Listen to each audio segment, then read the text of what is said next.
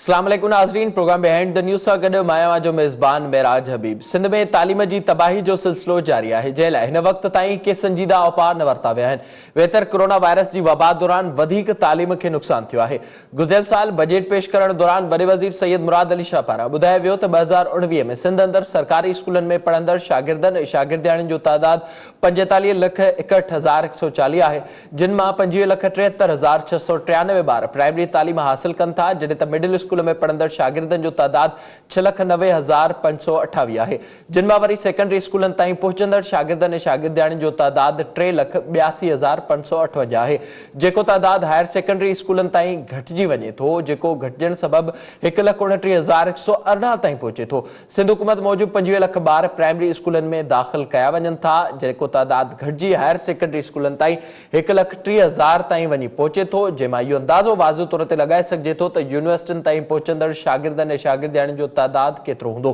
सिंध हुकूमत जे तालीम खाते जी हिक ॿी रिपोर्ट मूजिबि 49,103 स्कूलनि मां 36,669 स्कूल तालीम ॾेई रहिया आहिनि, जिन मां 30,000 स्कूलनि में बिजली जी सहूलियत ई मौजूदु न आहे। 19,000 स्कूलनि में पाणी जी खोट आहे, जॾहिं त 19,669 स्कूलनि में वॉशरूम बि मौजूदु न आहिनि। तालीम ते कमु कंदड़ गैर सरकारी तंज़ीम अलिफ ऐलान जी 2019 जी रिपोर्ट मूजिबि सिंध अंदरि 5 खां 16 सालनि जे ॿारनि जी उमिरि जो तादाद 1,20,00,000 आहे, जिन मां अध खां वधीक ॿार स्कूलनि खां ॿाहिरि आहिनि, जिन जो तादाद 7-8 लख आहे। जेके स्कूलनि खां ॿाहिरि आहिनि, वेतर मथां कोरोना वायरस जहिड़ी वबा दौरान स्कूलनि खां ॿाहिरि शागिर्दनि जे तादाद में वाज़ तौर ते वाध ॾिठी वई आहे, जंहिं बाबति हिन वक़्त ताईं हुकूमतूं को लाइ अमल बि न आहिनि जोड़े सघियो। कोरोना वायरस सबबि जिते ॿियनि शोबनि खे नुक़सान थियो आहे, त उते तालीम जे शोबे खे बि सभ खां वधीक नुक़सान पहुतो आहे। हिक पासे अॻी सिंध अंदरि तालीम जी तबाही नज़र अचे पई, वेतर मथां सिंध जे यूनिवर्सिटियुनि अंदरि फ़ीयुनि जी वाध सबबि शागिर्द ऐं शागिर्दियाणियूं सख़्त परेशानियुनि खे मुंहुं ॾियनि पिया। सिंध अंदरि तक़रीबन हर यूनिवर्सिटी जे में फ़ीयुनि में 5 खां 20% ताईं वाध कई वई आहे, जंहिं ख़िलाफ़ शागिर्द सरापा एहतिजाज आहिनि। अॼु सिंध जे मुख़्तलिफ़ शहरनि में शागिर्दनि ऐं शागिर्दियाणियुनि पारां फ़ीयुनि में वाध ख़िलाफ़ एहतिजाजी मुज़ाहिरो कयो वियो। ॼामशोरे में सिंध यूनिवर्सिटी जे शागिर्दनि इंतिज़ामिया पारां फ़ीस में वाध वारे फ़ैसिले ख़िलाफ़ एहतिजाज कयो, जंहिंमें सवें शागिर्दनि ऐं शागिर्दियाणियुनि पारां शिरकत कई वई। शागिर्दनि पारां यूनिवर्सिटी हॉस्टल जी मुख गेट आॾो धरड़ो हणी नारेबाज़ी कई वई। शागिर्दनि पारां मुतालबो कयो वियो त फ़ीयुनि में 6,000 खां 20,000 ताईं वाध कई वई आहे, जेका पॉलिसी शागिर्द दुश्मन आहे। मिलियल ॼाण मूजिबि मेरिट जे फ़ीसुनि में 6,000, सेल्फ फाइनेंस जे फ़ीस में 15,000, स्पेशल सेल्फ फाइनेंस जी फ़ीस में 20,000 ताईं वाध कई वई आहे।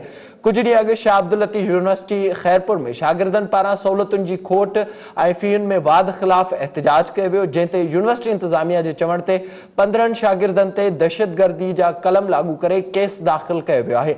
जंहिं बाद यूनिवर्सिटी इंतिज़ामिया पारां प्रेस कॉन्फ्रेंस में इहो बि ॿुधायो वियो त यूनिवर्सिटी शागिर्दनि जी स्कॉलरशिप जा पैसा मुलाज़िमनि जी पघार में इस्तेमाल करे छॾिया आहिनि। यूनिवर्सिटियुनि मां मिलियल ॼाण मूजिबि सिंध यूनिवर्सिटियुनि जी हेक पारां डेवलपमेंट बजट घटाइण सबबि शागिर्दनि जे फ़ीयुनि में वाध करण जो फ़ैसिलो कयो वियो आहे। हिन वक़्तु सॼी सिंध अंदरि प्राइमरी स्कूलनि खां वठी यूनिवर्सिटियुनि ताईं तालीम तबाही ॾांहुं वञे पई, जंहिं लाइ के बि उपाउ न पिया वरिता वञनि। वेतर यूनिवर्सिटियुनि में फ़ीयुनि में वाध सबबि शागिर्द ऐं शागिर्दियाणियूं ॻणती जो इज़हार करे रहिया आहिनि। इन सॼे मामले ते पाण प्रोग्राम में ॻाल्हाईंदासीं। सभ खां पहिरियां असांखे मौक़िफ़ ॾियण जे लाइ हिन वक़्तु जॉइन कयो आहे सिंध यूनिवर्सिटी मां शागिर्द आहिनि अली आजिज़ चाचड़, ऐं शाह अब्दुल लतीफ़ यूनिवर्सिटी मां मूंखे वीडियो लिंक ज़रिए जॉइन कयो आहे सरताज वसाण, जेके बि एहतिजाज कंदड़नि में शामिल हुआ। ॿिन्ही जी वॾी महिरबानी प्रोग्राम में जॉइन करण जे लाइ। अली आजिज़, मां अव्हां खां शुरूआत कंदुसि। अॼु जेको एहतिजाज थियो आहे, ॿुधाइजो इन जो बुनियादी तौर ते कारण कहिड़ो हो ऐं एहतिजाज जो सबबु छा हो? वॾी महिरबानी। हूअं त सिंध यूनिवर्सिटी में काफ़ी वक़्त खां यूनिवर्सिटी इंतिज़ामिया शागिर्द दुश्मन पॉलिसियूं लागू करे शागिर्दनि खे मायूसियुनि ऐं परेशानियुनि जो शिकार कंदी रही आहे, पर जेको इहो एहतिजाज कल्ह खां शुरू थियो आहे, उहो एहतिजाज ओचितो ऐं अण ऐलानियल फ़ीसुनि में जेका वाध थी रही आहे उन ख़िलाफ़ ही एहतिजाज आहे, जेको हाणे हिकु तहरीक में तब्दील थी चुको आहे।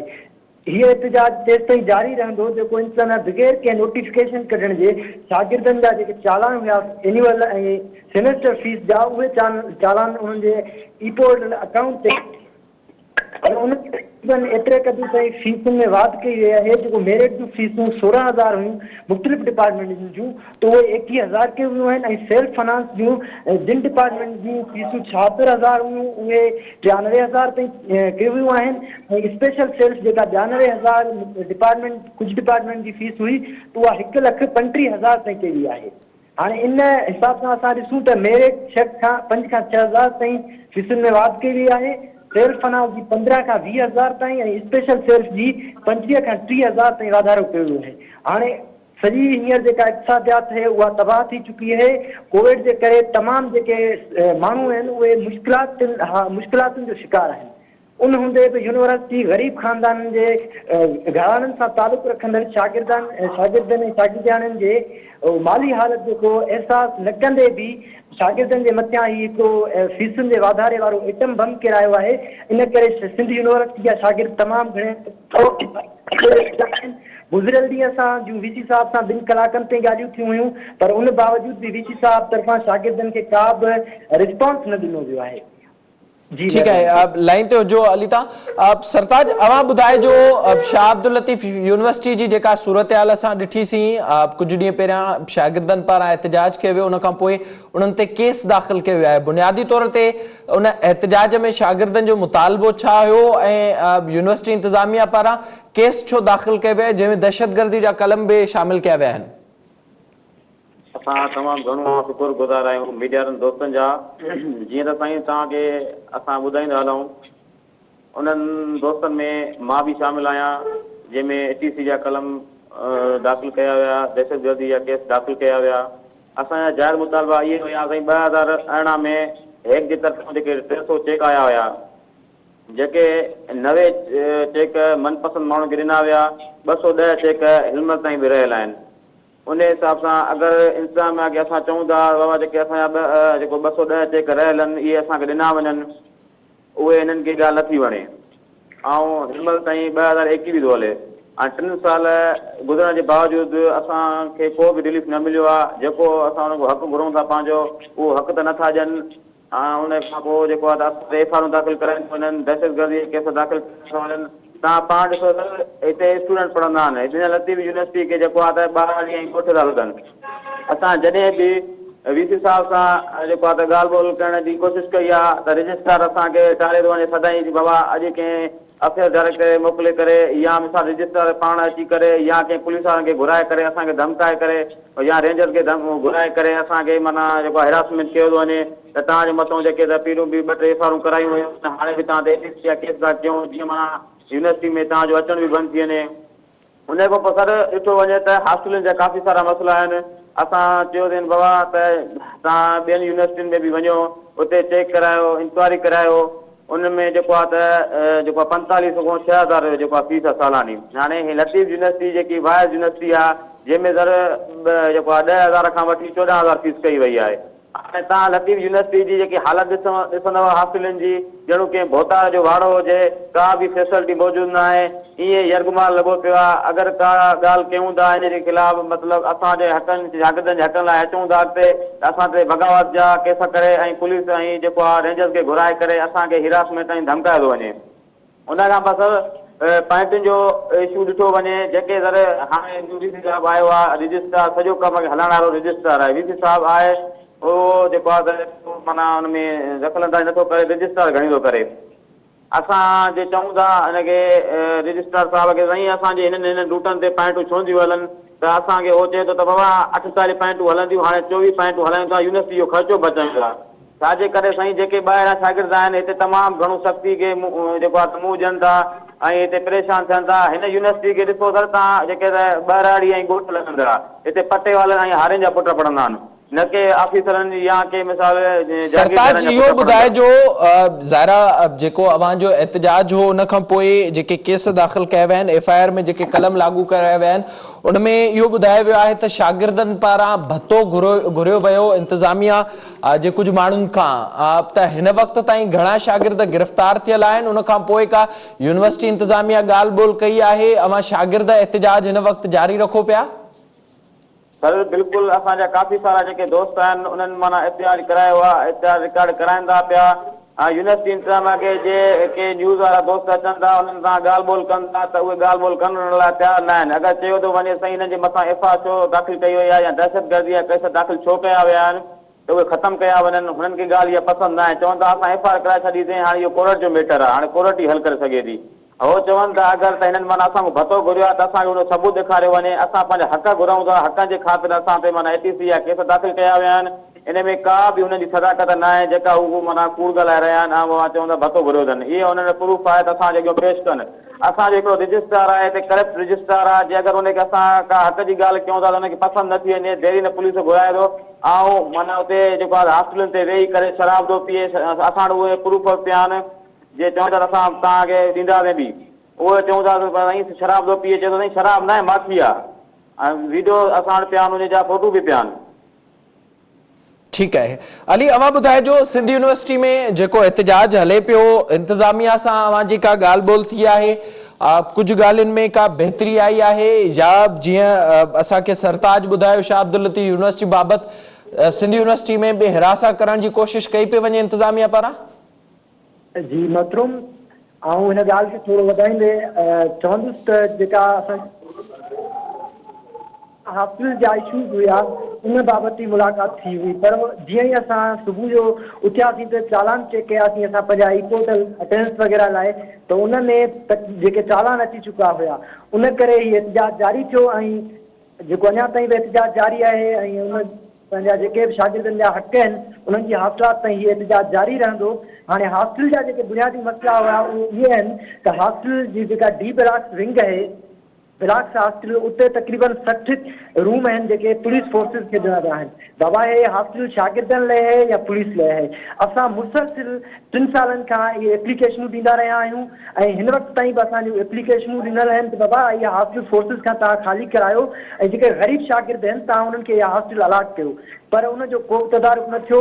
हॉस्पिटल में असां पाणी लाइ एहतजाज कयो त असांजे मथां ATC जा केस दाख़िल कया विया, जेके अॻिते हली कोर्ट उहे केस ख़ारिज करे छॾिया, पूरा केस हुया ऐं असांजे ख़िलाफ़ जेको आहे इहो पाणी घुरण सां कहिड़ी मुल्क दुश्मनी आहे? असां इहो समूरी क़ौम खां इहो सुवाल था कयूं ऐं त जेकॾहिं असां पाणी था घुरूं त असांखे दहशतगर्द ॼाणायो थो वञे। इंतिहाई अफ़सोस सां चवणो थो पवे त सिंध यूनिवर्सिटी जी इंतिज़ामिया इहो तय करे चुकी आहे, शागिर्दनि खे ज़लील करणो आहे, शागिर्दनि जी तज़लील करणी आहे, पर हीअ बि ॻाल्हि सम्झ में नथी अचे त सिंध यूनिवर्सिटी हुजे, शाह लतीफ़ यूनिवर्सिटी हुजे या बेनज़ीर भुट्टो यूनिवर्सिटी नवाबशाह हुजे, इनजे मथां ॿियूं ख़बर आहे कहिड़ियूं क़ुवतूं आहिनि या कहिड़ियूं धुरियूं हावी आहिनि जेके हिननि माण्हुनि खे एतिरे क़दुरु ताईं जो रजिस्ट्रार बि बेवस आहे, VC बि बेवस आहे, उते जा शागिर्द जॾहिं बि पंहिंजे हक़नि जे ॻाल्हि था कनि त असांखे सॼी क़ौम खे इहो यादि हूंदो ऐं सभिनी माण्हुनि खे इहो यादि हूंदो त जॾहिं बेनज़ीर भुट्टो यूनिवर्सिटी जा शागिर्द रोड ते पंहिंजे हक़नि लाइ निकिता त उन ते इंतिहाई बेरहमाने नमूने सां तशदुद कयो वियो। जॾहिं शाह लतीफ़ यूनिवर्सिटी जे शागिर्दनि पुरअमन एहतजाज कया त उन्हनि जे मथां केस दाख़िल कया विया आहिनि। हींअर केतिरा ई शागिर्द रूपोश आहिनि। अहिड़ी रीति कल्ह जॾहिं सिंध यूनिवर्सिटी जे शागिर्दनि पुरअमन नमूने सां एहतजाजी रैली शुरू कई त उहे मुख़्तलिफ़ फोर्सिस जा अटाला घुराए ऐं हुरबा हलाए शागिर्दनि खे हिरासत करण जी कोशिश करे रहिया आहिनि। ठीक है, वॾी महिरबानी अवां जी। अली आजिज़ ऐं सरताज वसाण असां सां गॾु मौजूदु हुआ। शाह अब्दुल लतीफ़ यूनिवर्सिटी ऐं सिंध यूनिवर्सिटी जी सूरत हाल ॿुधी। शागिर्दनि मूजिबि यूनिवर्सिटी इंतिज़ामिया मुसलसिल हिरासां करे पई ऐं पुरअमन एहतजाज करण ते दहशतगर्दी जा केस लागू कया पिया आहिनि। इन ते पाण प्रोग्राम में वधीक ॻाल्हाईंदासीं ऐं सिंध यूनिवर्सिटी ऐं शाह अब्दुल लतीफ़ यूनिवर्सिटी जे तर्जुमान सां ॻाल्हाईंदासीं। वक़्त ब्रेक जो असां सां गॾु।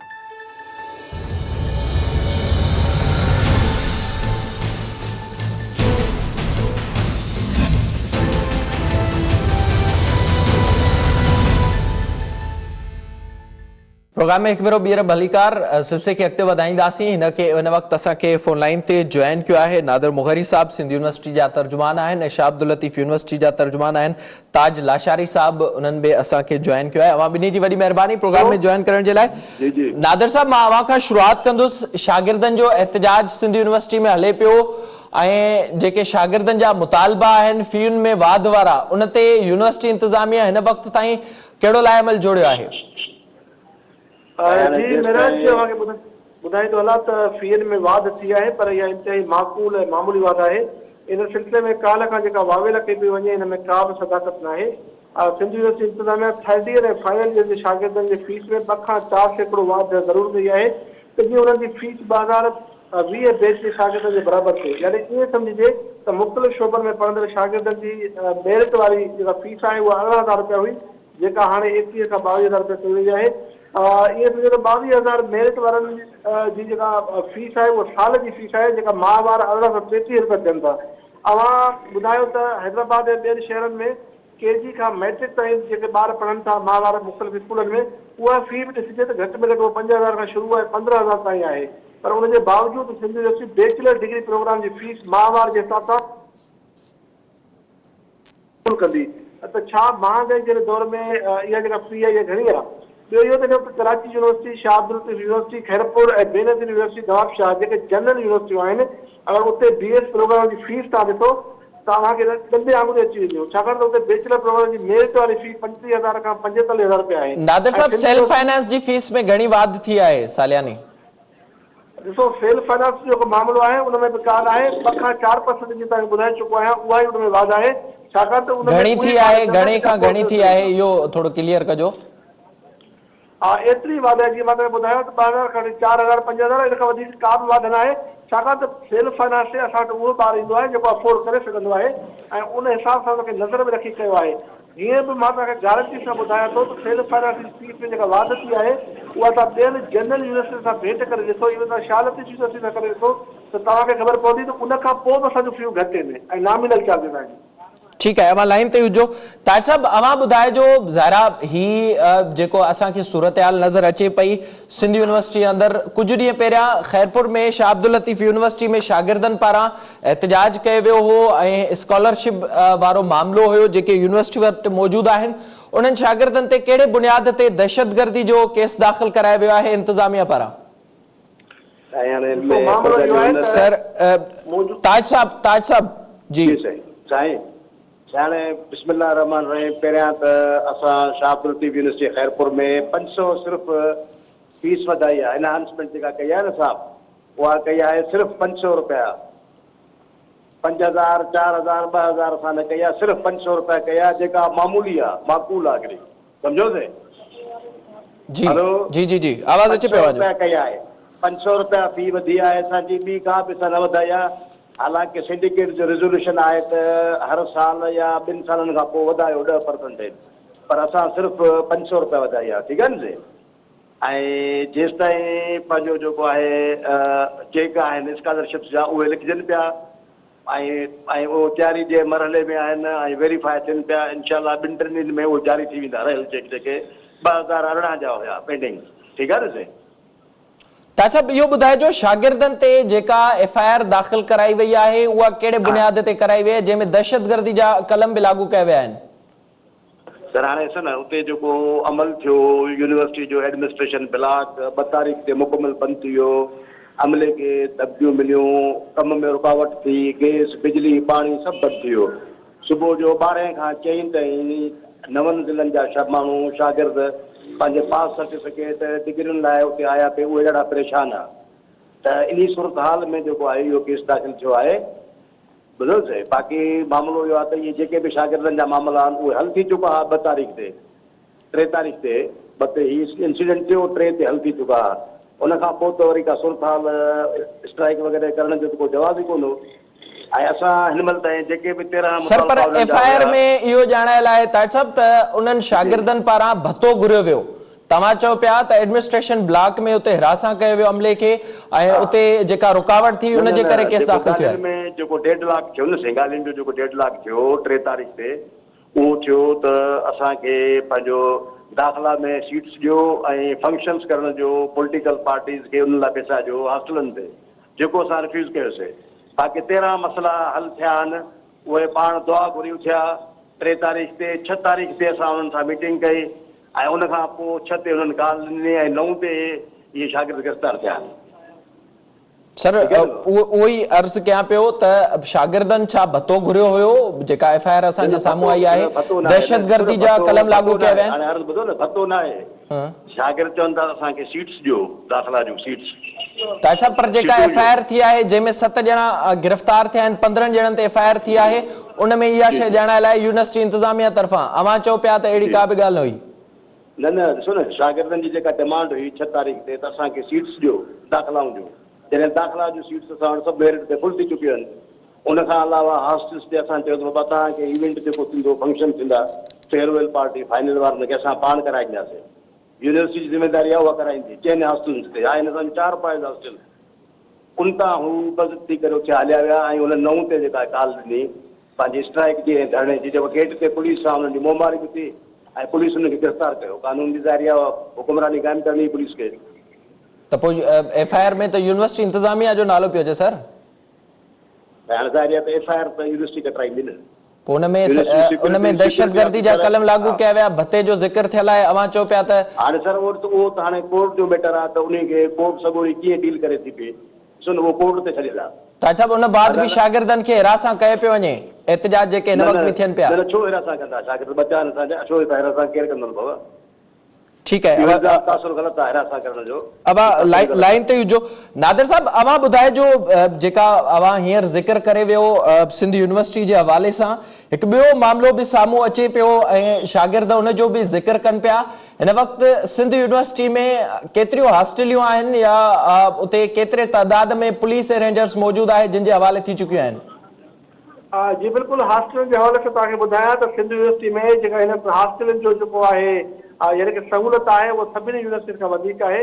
तव्हांखे ख़बर आहे त कराची यूनिवर्सिटी हॉस्टलनि जी सहूलियत ख़तमु करे छॾी आहे, पॉइंटनि जी सहूलियत ख़तमु करे छॾी आहे, पर असां वधायूं पिया। हिन वक़्तु 2500 जेके छोकिरा आहिनि उहे हॉस्टलनि में उनजी गुंजाइश मौजूदु आहे ऐं जेको नओं ही एनुअल डेवलपमेंट प्रोग्राम आहे जेको असां टेंडर बि ॾेई चुका आहियूं, उनमें हिकिड़ी हॉस्टल एक्स्ट्रा आहे छोकिरनि जे लाइ ऐं 2 एक्स्ट्रा छोकिरियुनि जे लाइ। मजमूई तौर ते 1500 छोकिरियूं जेके पुलिस हवाले हॉस्टल कहिड़े बुनियाद ते कई वई आहे यूनिवर्सिटी अंदरि?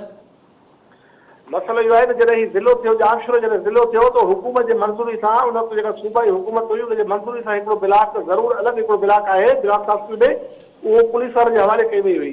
पर हाणे कोशिशि जेका मौजूदा इंतिज़ामिया आहे उहा कोशिशि करे पई त उहा ख़ाली कराइजे, छाकाणि त उन्हनि जो पंहिंजो ठही वियो आहे हींअर। त इन खां अॻु में जेके वाइस चांसलर आया उन्हनि उहा कोशिशि न वरिती या थियो ईअं त हुकूमत तरफ़ां इनखे इहे ख़तमु न करायो वियो। ज़ाहिर आहे 2005 में जेकॾहिं सूबे जो चीफ एग्ज़ीक्यूटिव उन्हनि खे काशे ॾिए पियो ज़िलो ठहण खां पोइ, छाकाणि त सहूलियतूं न हुयूं पुलिस वारनि खे जामशोर ज़िलो ठहण वक़्तु, त उन वक़्तु उहो ॾिनो वियो ऐं उनजे अचण वञण जो रस्तो बि अलॻि आहे। पर उहा कोशिशि ख़ाली करण लाइ बि कोशिशि कयूं पिया, हिकिड़ी वधीक हॉस्टल बि ठाहियूं पिया जीअं वधि खां वधि शागिर्दनि खे सहूलियत थिए। ठीक है, वॾी महिरबानी अवां जी प्रोग्राम में वक़्तु ॾियण जे लाइ। नादिर साहब ऐं ताज लाशारी साहब असां सां गॾु मौजूदु हुआ, सिंध यूनिवर्सिटी ऐं शाह अब्दुल लतीफ़ यूनिवर्सिटी जा तर्जुमान।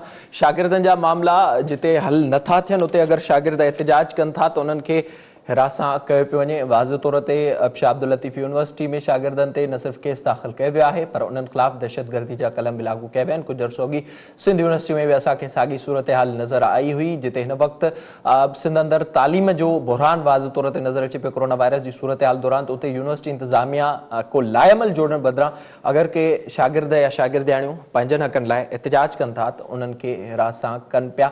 ज़ाहिरी तौर ते इन ख़िलाफ़ सख़्तु क़दम खणण जी ज़रूरत आहे। इन करे पाण प्रोग्राम में ज़िक्र कंदासीं अफ़गानिस्तान जी सूरत हाल जे हवाले सां। वक़्तु ब्रेक जो असां सां गॾु।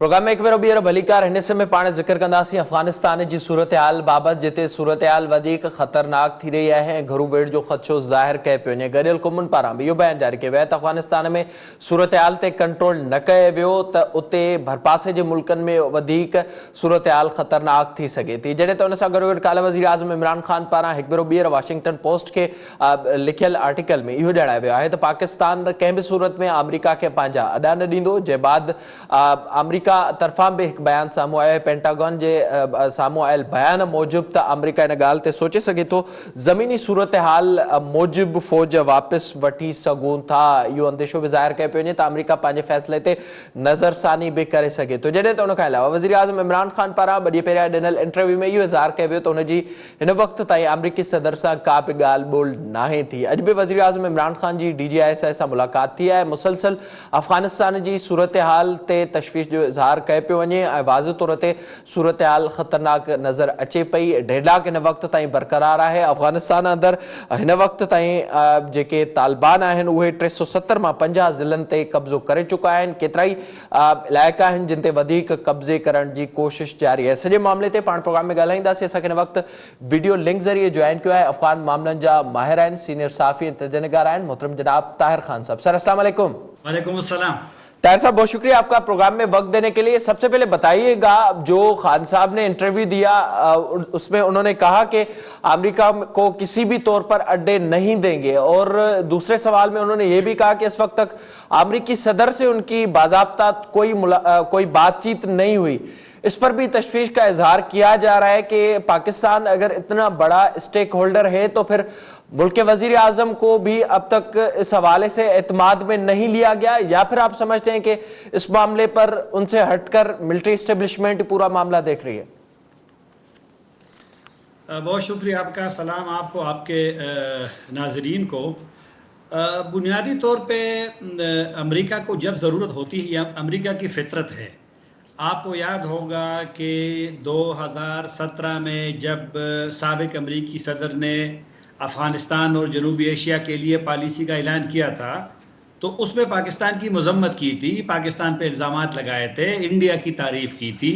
और बाद में जब 1 जनवरी 2018 को सदर ट्रंप की ट्वीट आई थी, तो उन्होंने भी पाकिस्तान पे इल्ज़ामात लगाए थे। लेकिन जब उनको ज़रूरत पड़ी पाकिस्तान की, कि जब 2018 अक्टूबर में मुज़ाकरात शुरू करने थे, उन्होंने सितंबर में जब ज़ल्मी खलीलज़ाद को अमेरिका ने 2018 में नुमाइंदा खुसूसी बनाया, तो फिर पाकिस्तान की ज़रूरत पड़ी, तो पाकिस्तान ने फिर उनकी मदद की, मुज़ाकरात शुरू हो गए।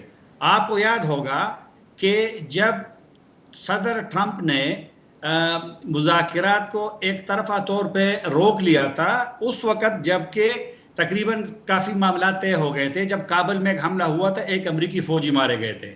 तो बाद में क्या हुआ, जब मुज़ाकरात रोक लिए थे, तो जब इमरान खान साहब गए थे अक़वाम मुत्तहिदा, तो ज़ल्मी खलीलज़ाद उनसे मिले थे, और फिर अमेरिका ने कहा कि हम शुरू करना चाहें, किस तरह करें। तो आपको याद होगा कि ज़ल्मी खलीलज़ाद और 2019 में ज़ल्मी खलीलज़ाद और तालिबान को दावत दी गई, दोनों आ गए थे, इस्लामाबाद में उनकी गैर रस्मी मुलाकात हो गई, तो फिर मुज़ाकरात शुरू दोबारा हो गए थे, फिर मुआहिदा भी हो गया। अब अमेरिका चूँकि वो फौजी जा रही है, मुआहिदा हुआ है, लेकिन आप देखेंगे कि अमेरिका पे तनकीद हो रही है। अब अमेरिकी सदर पे तनकीद हो रही है मुल्क के अंदर। वो सेनेटर लिंडज़ी ग्राहम जो है, बड़ा एक मजबूत सेनेटर है, उन्होंने कहा कि ये गलत कर रहा है अमेरिका। तो आप देखेंगे, क्योंकि असल में मुआहिदे की जब अमली तौर पे उनका निफाज आएगा, अभी बैनुल-अफ़गानी मुज़ाकरात में मुश्किलात है, तो क्योंकि अमेरिका तो जा रहा है, अमेरिका तो अपने मफादात तजीज़। आपको याद होगा कि जब रूसी अफ़गानिस्तान से जिस दिन आखिरी चला गया था, तो अमेरिका ने पाकिस्तान पे पाबंदियाँ लगाई, जो पैसा पाकिस्तान ने F-16 के लिए दिया था उनको भी रोका, और पाकिस्तान से कहा कि आप गंदम ले लें। तो लिहाजा अमेरिका को जब ज़रूरत पड़ेगी तो आप देखेंगे कि अमेरिकी कैसे फिर पाकिस्तान की तरफ तवज्जो भी देंगे, फिर राब्ते भी करेंगे। शायद इस वक्त वो नहीं चाहेंगे, और मुझे नहीं पता कि क्या उनकी हिकमत अमली है, क्या उनकी सोच है, लेकिन एक वक्त आएगा कि जब अमेरिका खुद पाकिस्तान से राब्ता भी करेगा। अच्छा ताहिर साहब, साथ ही ये भी बताइएगा, कल जो बयान सामने आया है, ज़ाहिरी तौर पर हमें नज़र आ रहा है एक तरफ से अफगानिस्तान में सूरत हाल तशवीशनाक होती जा रही है, तो दूसरी तरफ हमें ये भी नज़र आ रहा है अमेरिका ने जो अब कल कहा है कि ज़मीनी हालात को देखकर फ़ौज को वापस बुलाया जाएगा। परसों मुलाकात भी है अब्दुल्ला और अशरफ गनी की जो बाइडन से। तो इस हवाले से क्या समझते हैं आप कि क्या इस फैसले पर नज़रसानी हो सकती है तब तक जब तक अफगानिस्तान में हुकूमत और तालिबान के बीच में कोई मुआहदा नहीं हो जाता? अमेरिका पहले से एक दफ़ा खिलाफ वर्जी कर चुका है। 1 मई जिस तरह आपको पता भी है कि तमाम अफवाज को निकलना चाहिए था दोहा मुआहिदे के तहत, लेकिन अमेरिका ने नहीं किया। सिर्फ अमेरिका ने यह होशियारी की कि वो सितंबर 11 तक जाएंगे और 1 मई से शुरू करेंगे। आज मेरी तालिबान से जब बात हुई तर्जुमान से ताज़ा सूरत हाल के हवाले से, तो मैंने उनसे पूछा, एक तो जो आपने कहा कि जी मुख्तलिफ अजला का कब्ज़ा और ये और वो, तो फिर मैंने पूछा कि ये जो आपकी कार्रवाइयाँ हैं तालिबान की, क्या ये दोहा मुआहिदे की खिलाफ वर्जी नहीं है कि आपने जंग में तेज़ी नहीं लाना, इलाकों पे कब्ज़ा नहीं किया? उसने कहा कि मुआहिदे में ये नहीं लिखा कि हम अजला पे कब्ज़ा नहीं करेंगे। तो फिर उन्होंने साथ ये भी कहा कि अमेरिका ने मुख्तलिफ मौके पे उनके बकौल खिलाफ वर्जी की है। उन्होंने फिर फ़ौजों के खिलाफ ताख़ीर का कहा, उनकी कैदियों का ना रिहाई का जो बाकी 6000 या 7000 है वो, फिर उन्होंने कहा कि अपने लीडरों के नाम जो है अभी तक ब्लैक लिस्ट से वो नहीं निकाले। तो उन्होंने तो अमेरिका पे इल्ज़ाम लगाया। अगर अमेरिका दोबारा उसी मुआहदे से पीछे हटती है जो कि उनके अपने ऐलान के भी खिलाफ होगा, सदर जो बाइडन का ऐलान था पब्लिकली अपने अवाम से कि वो 11 सितंबर तक फौजी वापस करेंगी, तो मेरे ख्याल में फिर तालिबान को आप ज़रूर एक मौका देंगे, क्योंकि इस वक्त अमेरिका के लिए सबसे अहम अपने अफवाज का सिक्योरिटी सिक्योर होकर निकालना है। सेफ पैसे वो उनको तालिबान दे रहे हैं, अगर वो कल तो फिर तालिबान शायद उनको पे बाउंड नहीं होगा। तो जिस तरह आज वो अपने फोर्सेस पे हमले कर रहे हैं, तो फिर उनके लिए रास्ता खुलेगा कि वो अमेरिकी फौजियों पे हमले करें जो जाएंगे। तो मेरे ख्याल में, मेरी नज़र में, अमेरिका वैसे तो बयान देंगे तालिबान पे एक दबाव के लिए, लेकिन शायद ये इस तरह नहीं होगा। मेरे ख्याल में वो ज़रूर निकालेंगे फौजी। ताहिर साहब, फिर ये बताइएगा, आप ज़ाहिर है इस वक्त जब सूरत हाल तशवीशनाक होती जा रही है और हम देख रहे हैं कि खाना जंगी की का भी खदशा इस वक्त जाहिर किया जा रहा है ज़ाहिरी तौर पर, तो इस सूरत हाल में जब अफगान हुकूमत और तालिबान भी एक साथ नहीं बैठ रहे, कोई मुआहदा भी नहीं हो रहा, अमेरिका भी निकल जाएगा, तो उससे ज़ाहिरी तौर पर सूरत हाल मज़ीद ख़तरनाक होगी। अगर मुआहदे तक अमेरिका रुक जाता है अफगान हुकूमत और तालिबान के बीच में, इससे क्या सूरत हाल कुछ बेहतर नहीं होगी उससे कि खाना जंगी की तरफ सूरत हाल जाए? इस वक्त जो सूरत हाल है वो तो बहुत ही बुरी है। अब तालिबान आप देखेंगे, मसलन कुंदूज है, जो कुंदूज में तो है तो शुमाली सूबा, लेकिन उसमें पश्तून गैर पश्तूनों से ज़्यादा है, तो उसमें तकरीबन अब कुंदूज शहर जो है वो तालिबान के कंट्रोल में नहीं है। बाकी तमाम अजला तकरीबन तालिबान के कंट्रोल में है उसी सूबे का। और वो शेर खान बंदर, जिस तरह आपने सुना भी होगा कि शेर खान बंदर जो कि बहुत अहम एक बंदरगाह है और ताजिकिस्तान सरहद के करीब है, और वहाँ से फौजी ताजिकिस्तान उनके चले गए थे अफगानिस्तान के, तो तालिबान ने अभी बयान जारी किया है, उन्होंने अपने पड़ोसियों को यकीन दहानी भी कराई है कि वो उनके लिए ख़तरा नहीं है, हालात ख़राब होंगे। आप देखें कल जो साबिक बल्ख के जो गवर्नर थे, बल्ख सूबा जो मज़ार शरीफ जिनका कैपिटल है, तो उनके जो जमीयत इस्लामी के लीडर है अता मोहम्मद नूर, जो गवर्नर भी रहे हैं, उन्होंने कहा कि मैं अवाम को मुनज़्ज़म करूँगा, क्योंकि वो ताजिक है और वो पश्तून वाला और ताजिक वाला कार्ड भी इस्तेमाल करेंगे।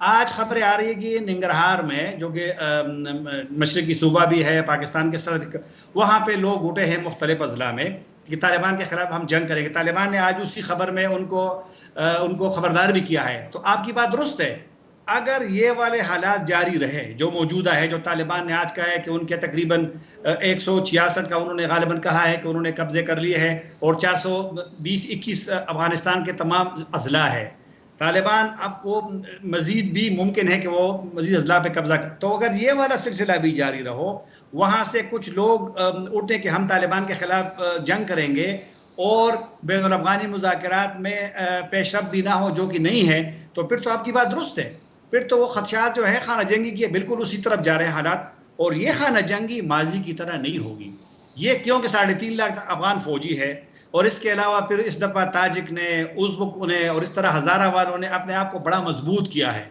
क्योंकि वो हुकूमत का हिस्सा रहे हैं। तो मेरे ख्याल में अगर इस दफ़ा ये हालात पैदा हो गए तो ये अफगानिस्तान के लिए तबाहकुन होंगे।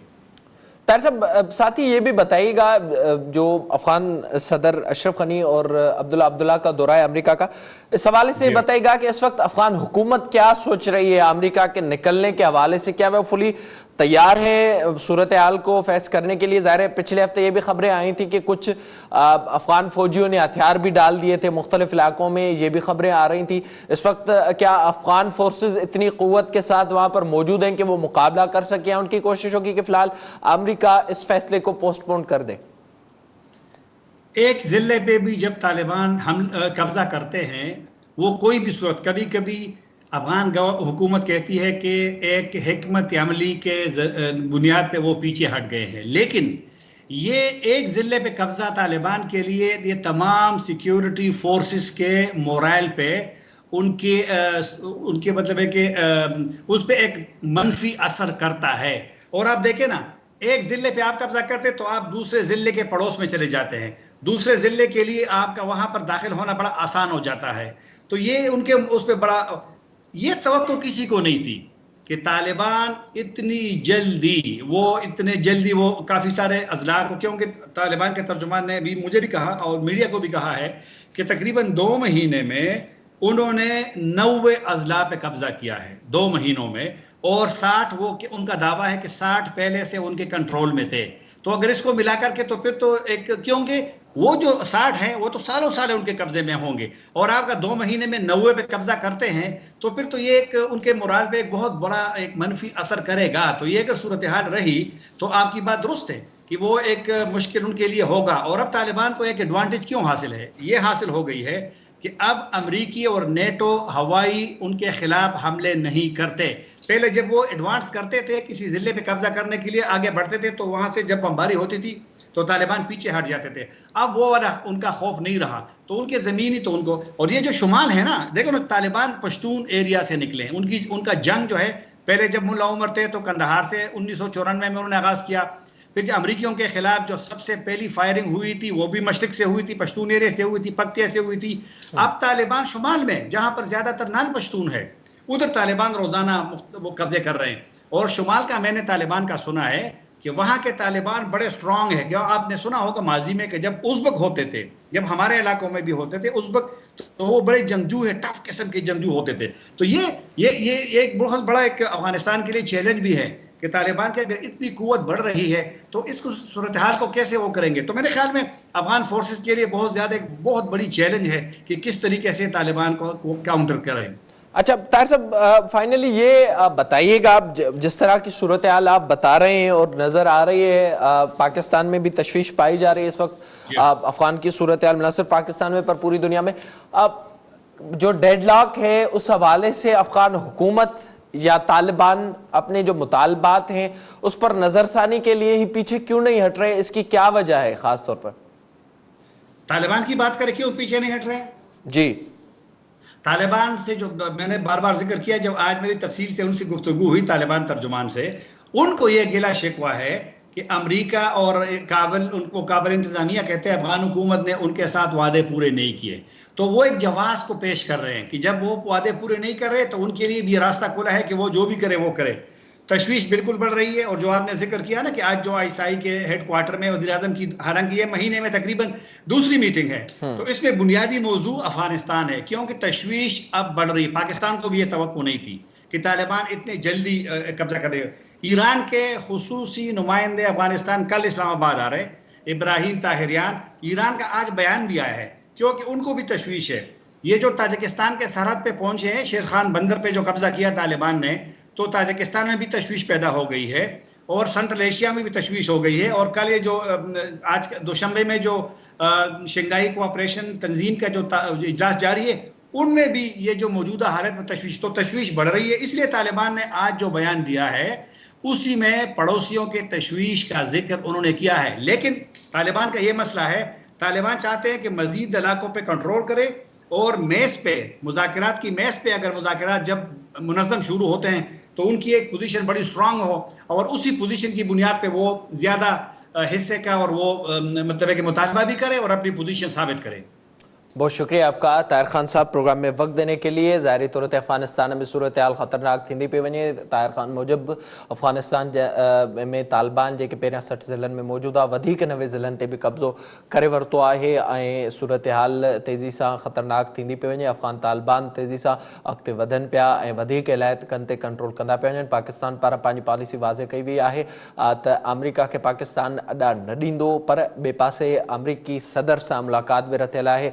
अफ़गान सदर अशरफ गनी अब्दुल्ला जी जंहिंमें पिणु इन मामले ते ॻाल्हियूं थींदियूं, जॾहिं त इहो बि ख़दशो ज़ाहिर कयो पियो वञे त अमरीका हिकु भेरो ॿीहर पंहिंजे फ़ैसिले ते नज़रसानी करे सघे थो. सूरतहाल मूजिबि छो त अफ़गान फोर्सिस वटि एतिरी ताक़त हिन वक़्तु मौजूदु नाहे त हू अफ़गानिस्तान अंदरि तालिबान सां विड़ी सघनि. इन से प्रोग्राम जो वक़्तु पंहिंजे पिणनि ते पंहिंजे मेज़बान महराज हबीब खे ॾींदा इजाज़त. तलावाई.